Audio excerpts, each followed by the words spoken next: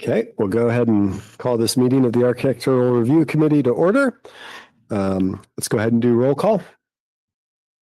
Committee Member Hunter. Present. Vice Chair Ostavar. Here. Chair Polly.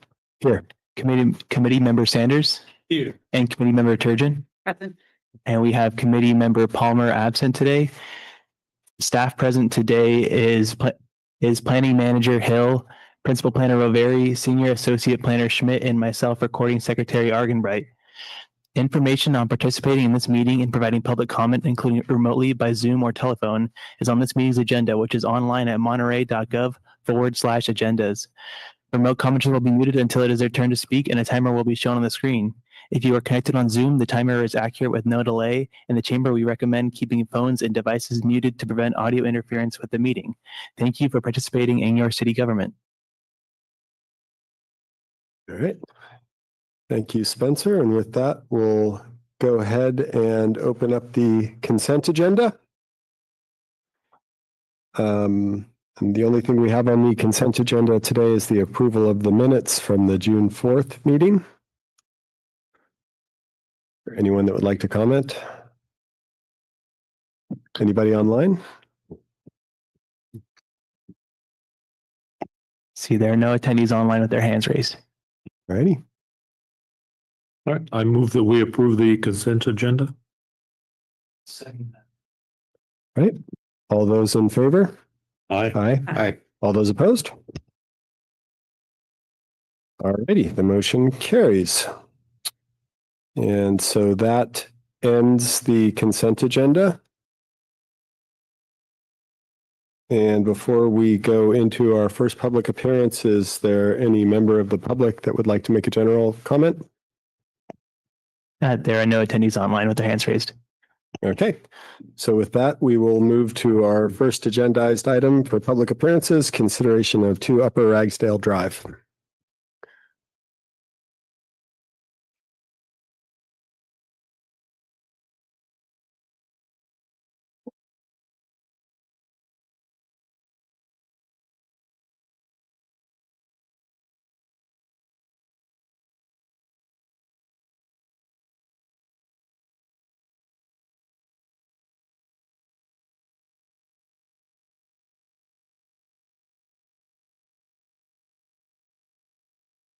Apologies, give me just a moment. I'll have this pulled up.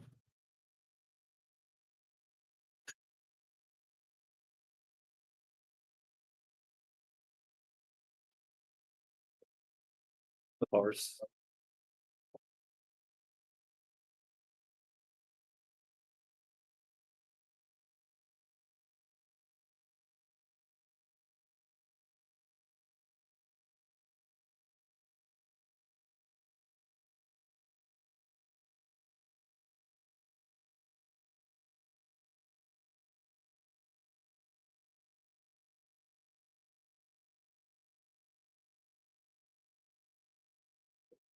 Okay, thank you. Yes, first public appearance item tonight is going to be sign permit SI 250109 for wall signage at 2 Upper Ragsdale Drive. My name is Levi Hill, Planning Manager. I'll be presenting this item on behalf of Matthew Bugger. And the recommendation from staff tonight is to adopt a resolution to approve sign permit application with conditions of approval. For a little bit of background, the site is located at 2 Upper Ragsdale Drive and has a general plan designation of employment. The zoning for the site is IR, which is our Industrial Research and Development District with 150,000 square feet minimum lot size. It's also located in our D2 design overlay and emergency shelter overlay.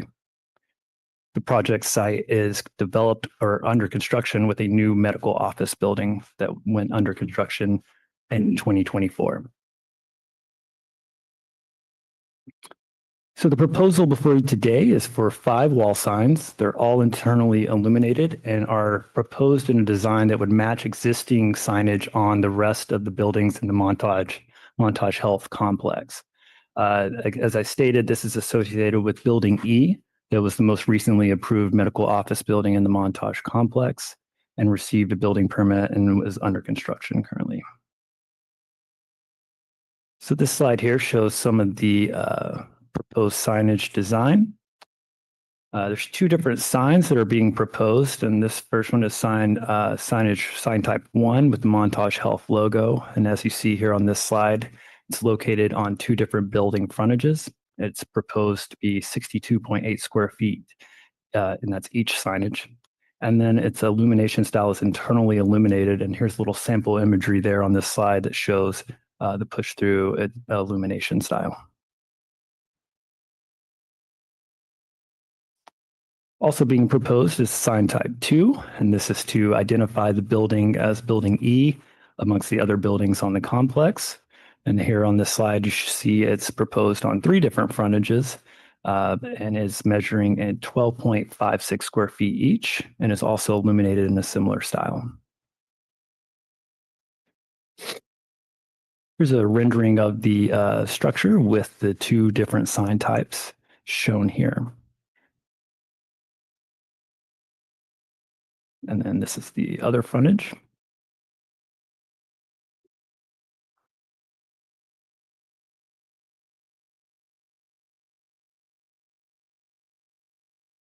It was noticed by staff that upon reviewing the project, but after the report was published, that some of the calculations were not updated from whenever staff last received or provided comments on this. And this is a result of a calculation error.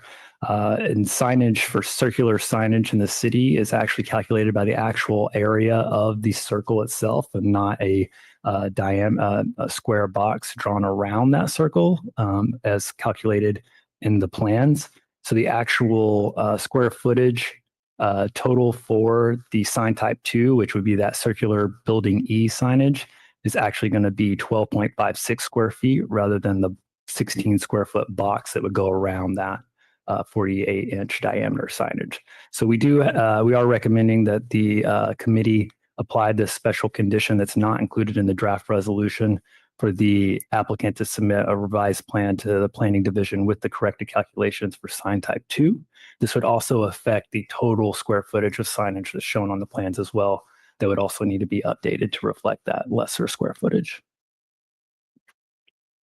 So to jump into the findings of our approval, the ARC must find that the proposal achieves the purposes and objectives of the sign ordinance. They must also find that the proposal is consistent with the guidelines. And if inconsistent with the guidelines, the ARC is tasked with determining whether the proposal better achieves the purpose and objectives and strict application of the guidelines. And the third finding is that the proposal is consistent with the general plan or any other adopted plans. So first, finding 1, the proposal does achieve the purposes and objectives of the sign ordinance. The proposal does not constitute a proliferation of signs that would detract from the scenic qualities of the city. Additionally, the signage serves to identify a business, and the proposed design would not be considered extraneous. And the proposed signage is consistent in design and character with existing building signage in the hospital complex, which would maintain the cohesive and complementary aesthetic for the area, meeting the objectives of the sign ordinance. And finding 2 deals with whether or not the proposal is consistent with the sign guidelines or is determined by the ARC to better achieve the purpose and objectives of the sign ordinance. And this finding would require for the ARC to make that determination. Staff feels that that determination could be made and that the wall signs while they exceed the maximum of 50 square feet, they are in scale and proportionate scale of the large building of the medical office building. And that the signs would use a cool internal illumination, which is not in strict compliance for the color recommendations of the guidelines. However, the sign would facilitate emergency wayfinding and match the health facility branding that already exists on the complex. And then another inconsistency that was noted was that the 3 wall signs exceed the 2 that are allowed. And the additional wall signage would compensate for the building's varied facade on that front. So there's a lot of articulation on that building. And again, this is for wayfinding purposes to identify the building as building E amongst about 4 other buildings on the complex. And then, of course, finding 3 is that the proposal is consistent with the adopted land use, any adopted land use documents, including but not limited to the general plan and any neighborhood plans for the area. This finding can be made. The proposed signage is consistent with the Monterey General Plan in that it supports a commercial institutional use, and it meets urban design element policy F9, which states that we should discourage high levels of ambient light and maintain a night skies where stars can be seen. The proposed project is consistent with that in that it includes no uplighting with the proposal. And with that, staff is recommending that the ARC adopt a resolution to approve sign permit application SI 250109 for the installation of 5 internally illuminated wall signs with the conditions of approval, including the special condition as presented. And this concludes staff's presentation. Happy to answer any questions. And we do have a representative for the applicant here as well. I had a quick question. Did I hear you mention in there that they would have to go back to the planning commission or something on this? No, the revised plans will be submitted to the planning division. Division. Oh, okay. Right. Do you know if these signs are illuminated after business hours, like all night? I would refer that question to the applicant. That's a good question. Can you just state for us what the, I guess, special condition would be? Sure. It's just, I'll go back to it real fast.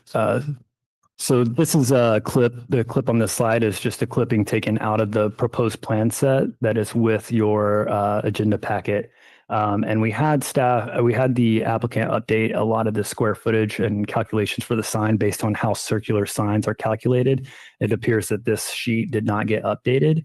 So instead of where you see in that red box where it says 16 square feet, the actual sign area as calculated by the code would be 12.56 square feet.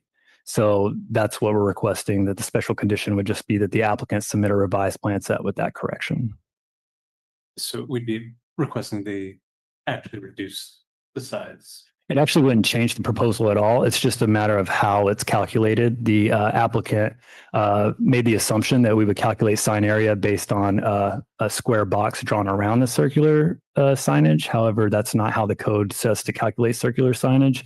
You actually take the area of the circle, which would reduce the square footage measurement, but the sign itself would stay the same size. IR squared. Correct. Job, right? There you go.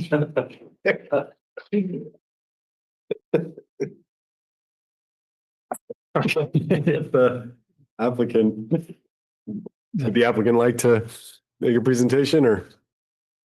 Maybe answer some questions. That's helpful. Good evening. My name is Sean Adams. I'm the owner of Monterey Signs.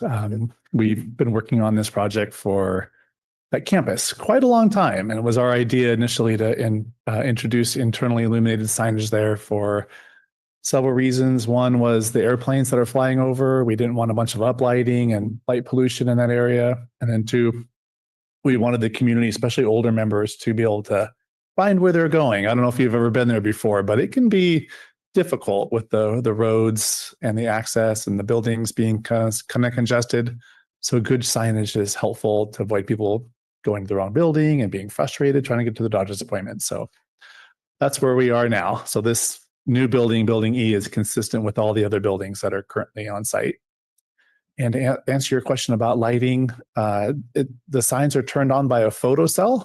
So it's turned on only when the light is dim enough to warrant the sign to turn on, and then it's turned off by a timer. And I believe that's 11 p.m. Okay. And do the other buildings have like the big E? Yes. They do. Okay. I'm trying to remember. A, B, C, and D. Yes. Yeah, obviously not. They're not all labeled E, but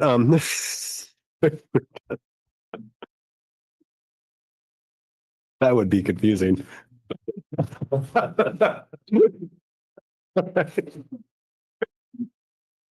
right, any further questions for the applicant? All right. All right. Thank you. Thank you.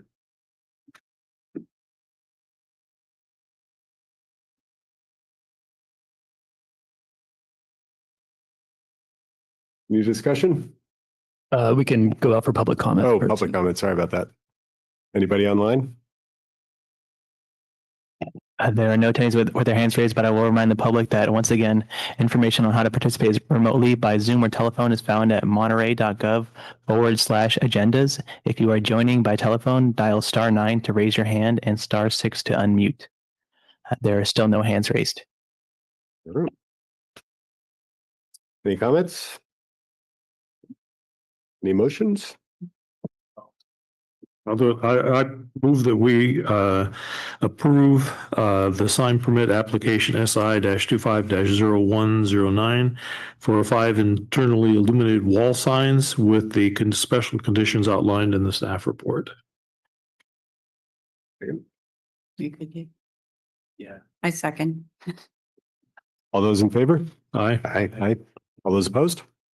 All right, the motion carries. And that is appealable to the planning commission with forms available online and in the planning office within 10 days. It totally is. Yeah. I don't remember like the big A, B, C, D. That's why I was asking. I don't think they're on there. I was just out there last Really? week. They all have the big circles with the blue? Well, the building I went to, building D, had the big D up there like that. Yeah. I think this might be new.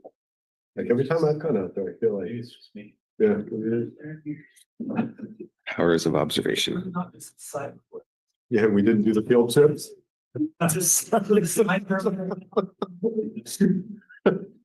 Busted. All right. So we'll move on to our second agendized item, Cielo Vista Drive. Staff have a presentation. Yes, thank you, Chair. My name is Chris Schmidt. I'm a senior associate planner for the city of Monterey. I've been working with the applicant on this project. So we are looking at some exterior alterations at 3 Cielo Vista Drive. So to move on to the staff recommendation, staff recommends that the ARC adopt a resolution approving the architectural review permit. Just basic information, background information about the subject property. It's zoned R15, which is our single family district. It has a low density residential general plan designation. It's located in the Monterey Vista neighborhood. So generally the project description, exterior alterations involves the expansion of an existing second story deck by about 70 square feet to a total of 385 square feet. There would be new deck materials, new steel posts with cable railing, new steel posts railing with cables. There'd be roof form changes, which I'll show on some of the elevations, materials changes to the roofing material. It would change from asphalt to a metal seam roof style, as well as new windows and doors, a new paint scheme, as well as some other minor exterior alterations. So here we see the project site. It's on a fairly steep sloping lot. You can see here the survey as well. So we have a carport here, and then it steps down into the two-story residence where there's a deck at the entryway. Here would be the front door. And then you can see in the back here is the deck expansion. And so here is, on the left-hand side is the proposed and existing front elevations. That's the south elevation. You can see here some of the roof changes already. The new entryway is going to have a raised roof form here. And then actually the roof on the right-hand side, if you can tell, kind of slopes to the rear of the lot, and they're actually changing that completely, and so that it slopes towards the front. And that's a little bit more evident on the side elevations, which I'll show in my next slide. But you can see some of the other changes to the exterior here as well. So lots of window and door changes. The existing building is painted in like a white color scheme. So it's a big change in terms of the proposed green color scheme with black accents here. And so, as I mentioned, the roof form, particularly on this east side of the building, it changes from this existing down sloping towards the rear. Now this would now slope up towards the rear. I move it in that direction. This is really the one change, the increase in height at a second story building that warranted ARC review. Generally, all the other changes can be administrative. But any sort of second story addition or height changes often require ARC. The designer put together a couple of renderings here. So in order for the ARC to approve the architectural review permit, there are 4 findings that must be made. First is that the proposed siding, form, mass, and architectural style are appropriate for the site in the neighborhood and city. Staff was able to make this finding. The alterations are compatible with the neighborhood and the existing dwelling. It's a contemporary design with a lot of lines and a flat, low pitch roof. And I think that the roof changes are an improvement.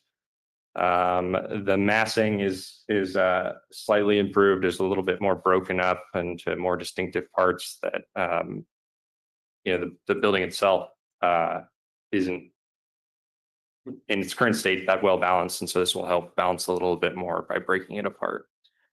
The second finding is that the views, privacy, and living environment are not unreasonably impaired. Staff was able to make this finding. The view impacts are limited to the existing development as it was constructed down the hill, and it is surrounded by vegetation and topography.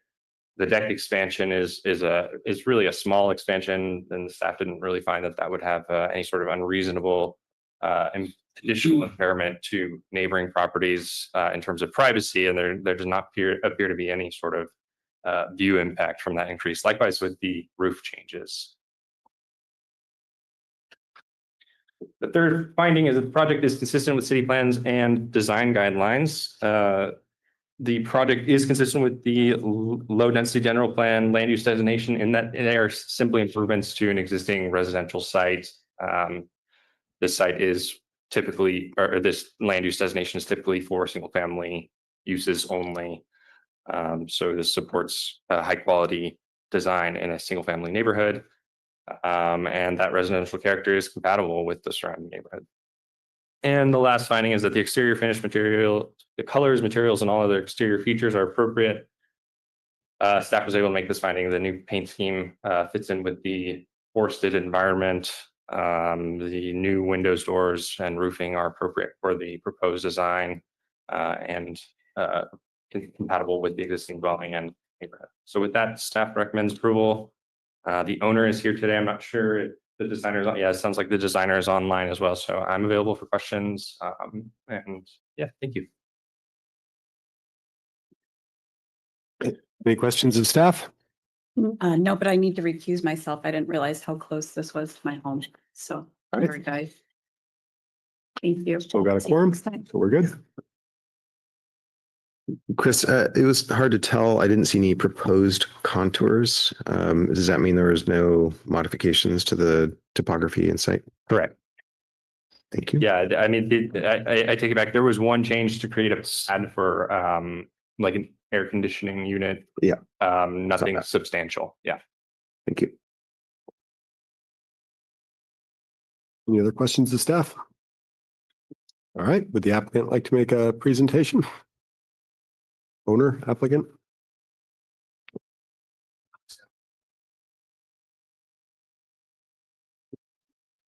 Hi, my name is Josh. I am the owner. I didn't have any disagreement with the staff's report. The only thing I would add that's maybe not in the purview is the elevation or the roof pitch change allows for the metal roof, which will improve the fire hardening of the property in a higher risk area. So that I think may not be part of the architectural review, but is important to note. Great, thanks. Thank you.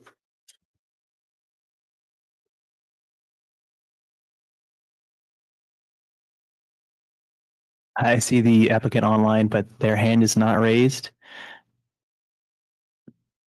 All right. With that, we'll close public comment. Or actually, we'll Open open public Yeah, comment, close up presentation. Is there any member of the public that would like to comment on the project? there are no attendees on it with their hands raised. All right, so with that, we'll close public comment and open it up for discussion. Seems like a pretty handsome building improvements. Yeah. I like all the roof pitch changes, everything that was said, and seems like a fun, nice addition, welcome addition. Like that asparagus, I think it's called. Arugula. Arugula, sorry. Yeah.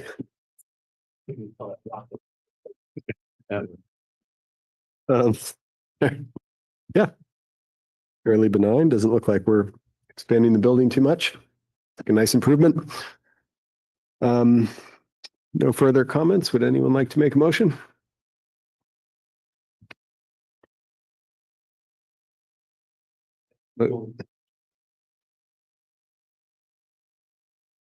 Potential review permit, sorry.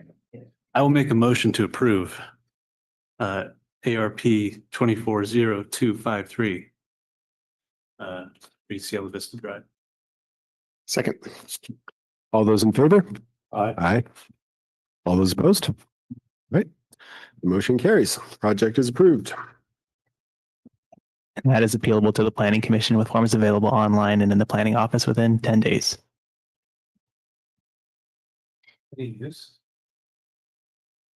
There's absolutely nothing going on. Yeah.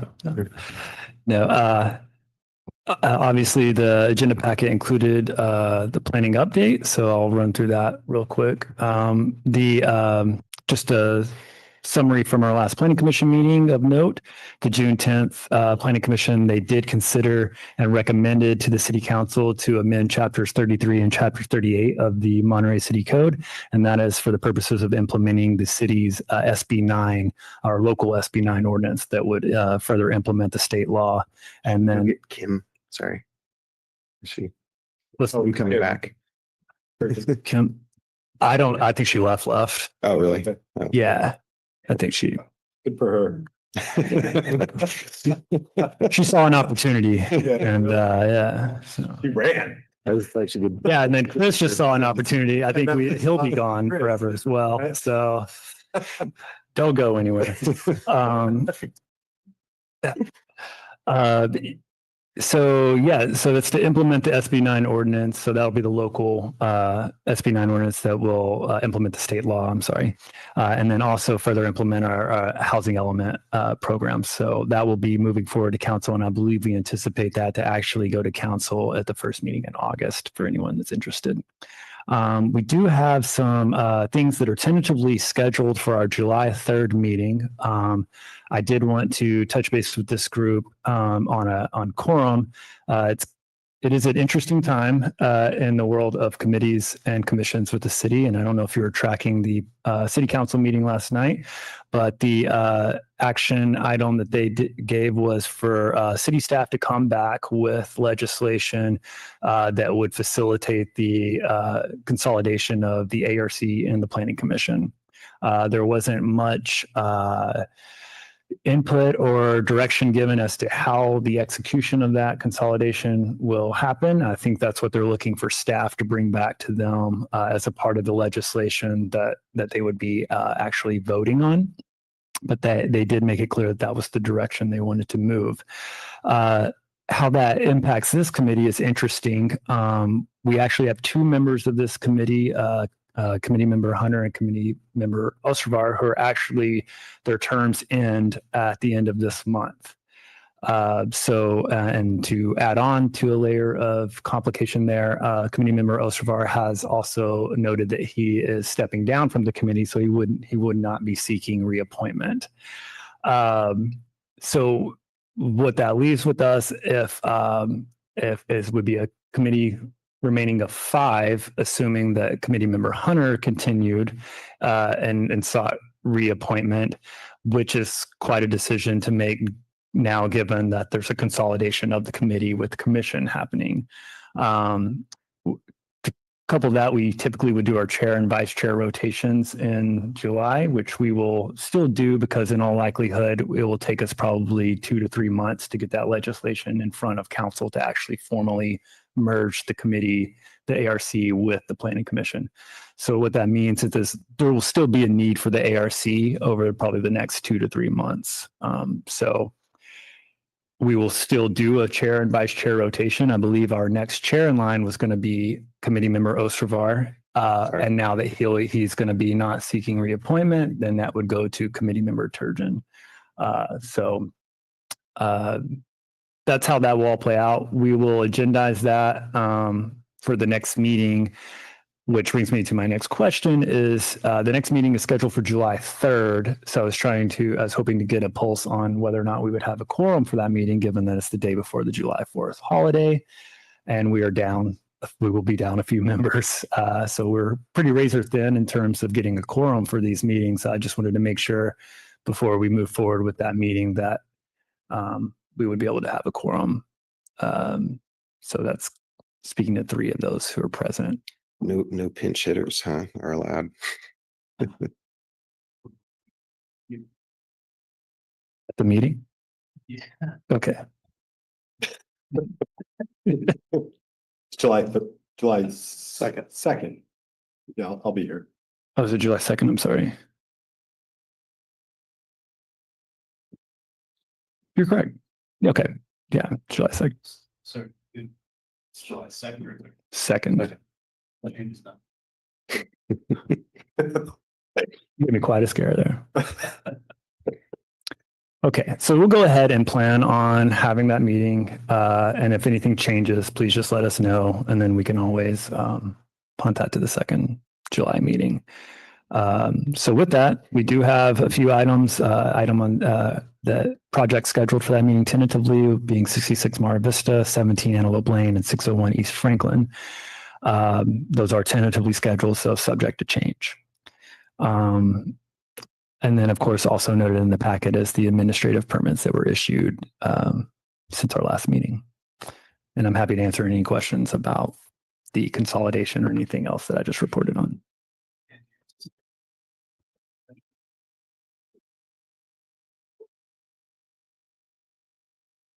I don't know if it would be a study session outside of the regularly scheduled council meeting, or if that's just going to be the conversation. Perhaps staff's going to be tasked with bringing options as to how that consolidation can happen. I think there's a number of ways. And of course, with the amount of, we do have 1 to possibly 2 vacancies on the planning commission as well.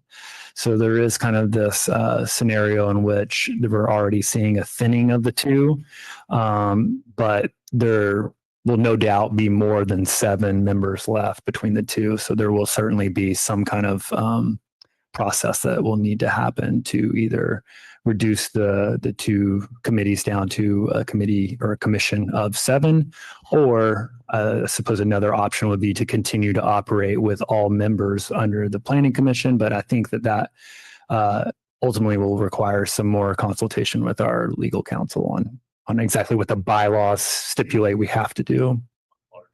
Correct. And then let just through attrition, people roll off as their terms. But that's still, if you were watching the meeting last night, it didn't get that into the weeds as far as execution of the consolidation, but it was clear that they saw value in consolidating the 2 groups.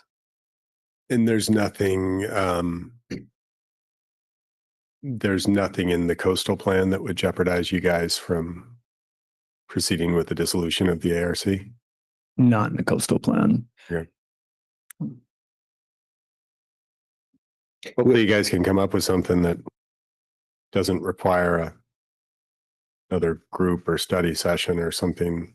You know what I mean? Like sometimes when that happens, Right. These things just get drawn out, and I think it's a good change. So if you guys could like sort of go back with like a really concise, this is the way to do it. Let's not study it and Yeah. just do it. Recommended path forward. Yeah, exactly. I think that's our goal as well. Because going in open-ended is kind of Yeah, that's not- super not- disaster. Yeah.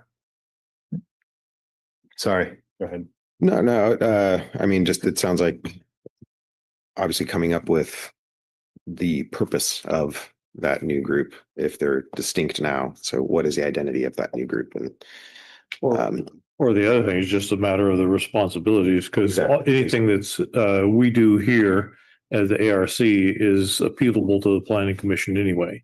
correct. So that if that's just something of transferring these responsibilities to the planning commission as an additional function, and then however, people or committee members from this that want to participate in that, given an option or 2 or not, I think is. Yeah, I think that's precisely how the consolidation part will work, is going to be essentially the planning commission will assume the roles and responsibilities of the ARC in addition to the roles and responsibilities they already have. So the legislation we'll be bringing forward to the council will be simply the code amendments that state that the roles and the duties of the planning commission are being expanded to absorb those roles of the ARC. The question that's unknown is exactly the membership and the makeup of that commission, given that there are some vacancies existing on the planning commission, but not enough to capture the entire remaining ARC members. So Two more questions. Appeals would then go to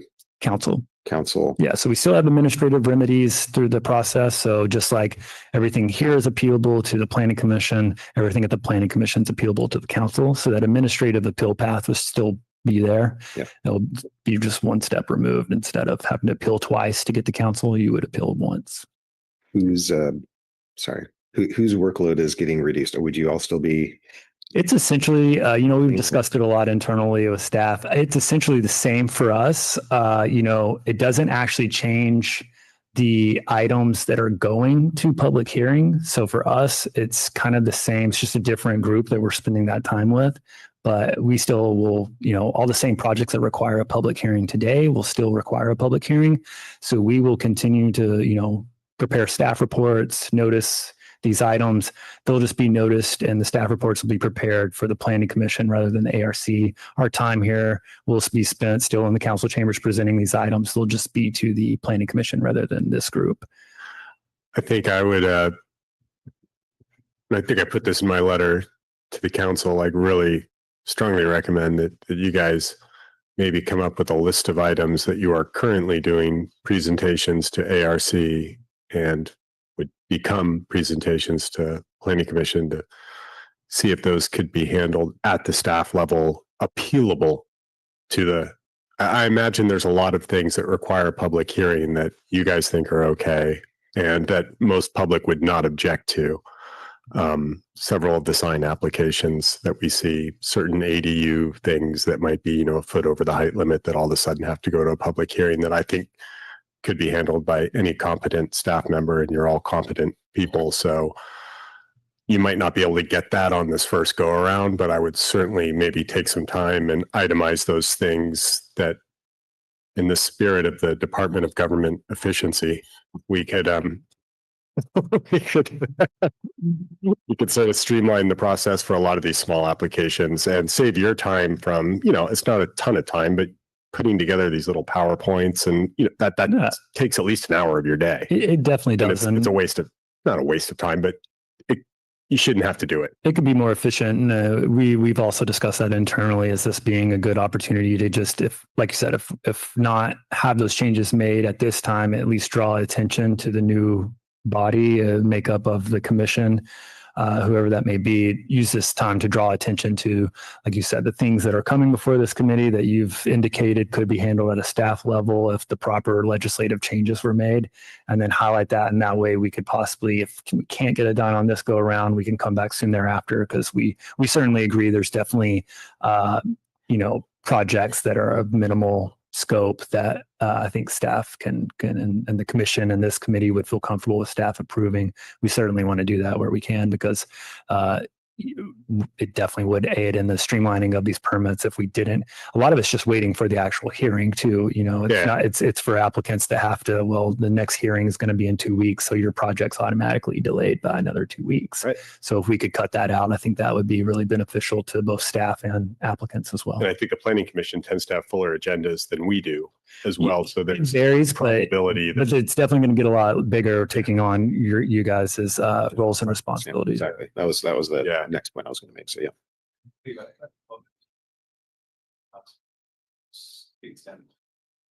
I'm not sure if it was certain projects containing certain level of affordability from ARC altogether.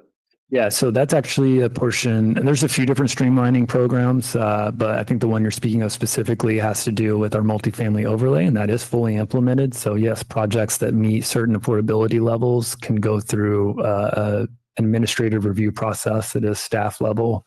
We have a project that's going through that now. So yeah, you can, in the multifamily overlay areas, if you meet the affordability requirements of 20% for low and very low income families, then you can go to the staff level review for multifamily and mixed use projects without going to any public hearing. Correct, and expanded into other areas. Is your is like your adoption of SB 9 consistent with the state law, or did the city make some sort of amendments to it? We did expand on some of the allowances, again, based on affordability levels. So there's provisions. It closely mirrors the state law with some exceptions. And the primary exceptions I would note would be that rather than we do allow up to 2 additional units up for 6 total units where there was an existing single family lot. If one of the units is deed restricted to affordable to low income affordability levels. And then there's another provision that if it's you can have increased square footage for one of the units from 800 square feet to 1,000 square feet if it's deed restricted and has a certain amount of bedrooms to incentivize low income family units as well. And then there's some easement. We expanded on some easement requirements for public health and safety reasons as well. But beyond that, it very closely mirrors the state law. Great. Good job. Yeah. Oh, yeah. Thank you. You guys have you guys seen an SB 9 project yet? We've seen, we've had just a handful, I think, and when Fernanda presented, I believe we had five total submitted since the adoption of the law.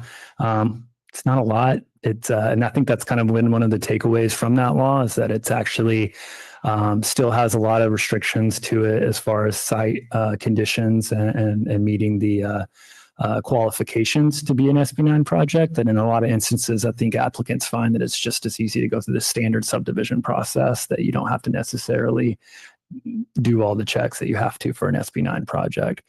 So out of the 5 that we've had submitted, none have been constructed at this time. So, and that's consistent, it's not just a Monterey thing, that's consistent with the numbers and the data that we've seen statewide. It's just not been the most effective legislation. It's unfortunate. I feel like I put a downer on the end of the meeting. Yeah. I'm sorry.